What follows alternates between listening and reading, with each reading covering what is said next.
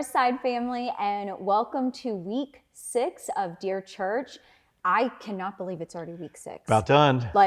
This is wild. I feel like we just started all this this whole journey yesterday, and we're already on week 6. We only have 1 week left. This week we're talking about Philadelphia.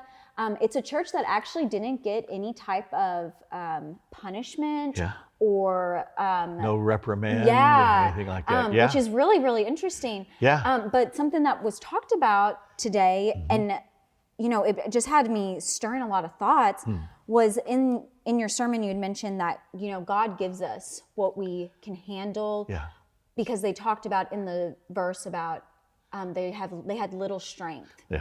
And I could not help but think of the entire time of the situation going on in Ukraine. So, but not only that, there's so many different deep hurts that people could be walking in the doors with. So what is some encouragement that we could give any of those people who maybe feel like, I don't know if I do have the strength to handle what life has dealt me? What's some encouragement that... No, that's a great question, Maddie. I think sometimes when we think about, in the context of that, of a small church, you just think, okay, they may not have a whole lot going on, maybe a little activity here, ice cream social, hayride, that kind of thing, and not perhaps the resource that a bigger fellowship might. But yet they weren't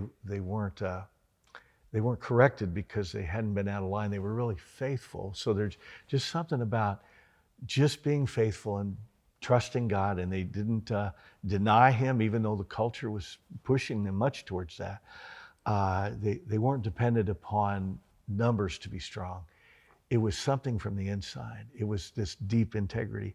But it's a great question where you head with that, of how do we handle hard things when there's just a few of us? And I think I always go back to the verse in Corinthians that's kind of misunderstood a lot of times. You hear the phrase, God will never give you more than you can handle. When that's quoted there, it's about temptation. It's not about trials. And I think it's good to distinguish. He won't give us more temptation, but He'll always give us an escape route, a way out of that. But He doesn't say, I'm not going to give you more than you can handle. I love Galatians 6, kind of 1 through 4, where it talks about if somebody's overtaken in a fault, the spiritual people need to go to restore them. Okay, so that means the well people go help the hurting people. You're sensitive to that. You're aware of that. So you move towards them. I think Philadelphia was that type of church. They took care of one another. They had deep community. They had deep community. And I think they were willing to understand that. A church that has that sense of community, they're willing to sense the empathy. That was the big word the other night on the marriage night. Yes, it was. Empathy. Yeah. Empathy was the whole thing. I think they had that. So that to track back just for a second, the thought of God does allow us to go through more than we can handle so that we'll be dependent upon Him.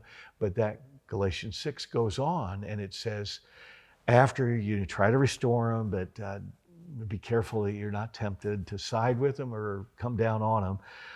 And then it says, always remember that to bear one another's burdens, do that and you'll fulfill the law of Christ. And then in a verse later, it just says, but every man will bear his own load. And I thought, wait a second, which is that? And you have to understand the difference between those two words is that the burden is the same word as like a boulder. So I can't handle a boulder.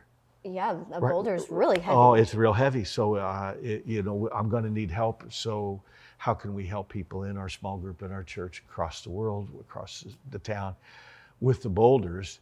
But then when he says, but every man will bear his own load, that's the same word for backpack. I got to carry my backpack. I can't say this is too heavy, but I will need help with the boulders. So to distinguish those things, I think Philadelphia was a church that they did not succumb to temptation of all the pressures around them to go along with the culture. They were content to say, we're a small church with a big heart. Yeah. We care about one another, and we will not do anything that's going to threaten our faithfulness to Jesus. So they acknowledged him. He says, you haven't denied my name. They were in a setting, as a lot of people were back then, You either, bow the knee to Caesar or to some other group over here, anybody but Jesus. And that was the dividing mark there. So I think I always ramble. So you redirect me anytime. It is a spiritual gift, I'm afraid.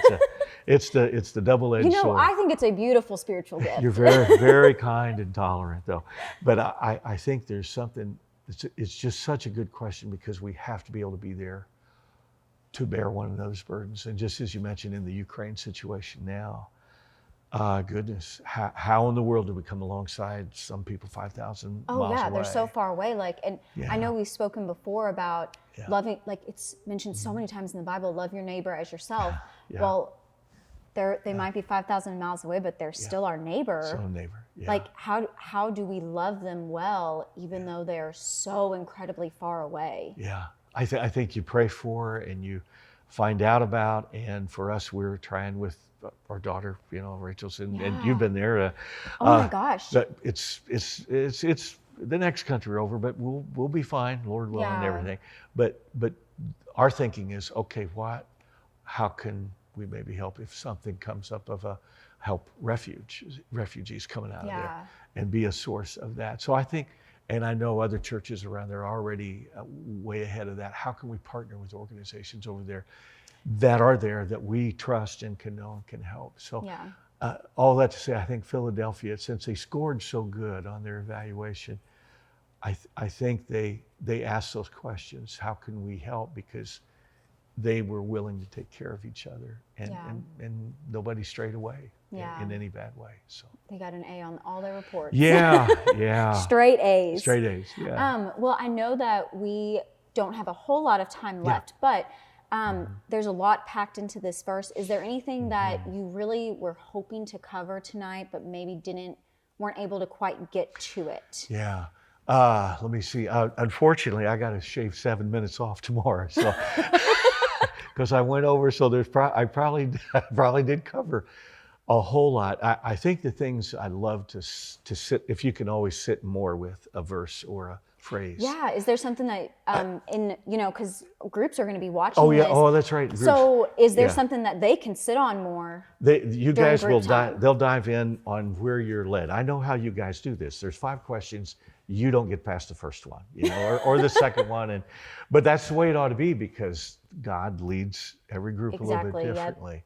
But I think that part of how can we aspire, if you look at the other churches that did get kind of spanked a little, how can we keep from that happening? Yeah. How can we not be next week Laodicea that's lukewarm and all this, and other churches? How can we not tolerate false teaching? How can we not leave our first love? But this one is how can we be a little more like Philadelphia? So I think it might be kind of fun to tease out a little more of, okay, let me see. They didn't deny Jesus. What are ways that we can just make sure that we're always elevating him? Always, he says, if I be lifted up. Yes. How can we do that? And I don't mean in a palatable way, but or in a way that's not offensive. There's not a problem with that. But how can we do it in an inviting, honoring, not overpowering way? Where people feel welcomed. Salt of the earth makes them thirsty. How can we make people a little more thirsty about the authority, the accessibility, all those kind of neat words that just came out of the text? Yeah. Key of David, have access to. So I think it'd be neat to see how can we aspire, rather than prevent or avoid some other church. How can we aspire to be a little more like them? I love that. Well, thank you so much for being with us today, Thank you, George. Maddie. Yeah. We hope you all have a great group session tonight, or if it's first thing in the morning, we hope you have a great session. And we will see you all next week for our final week of Dear Church.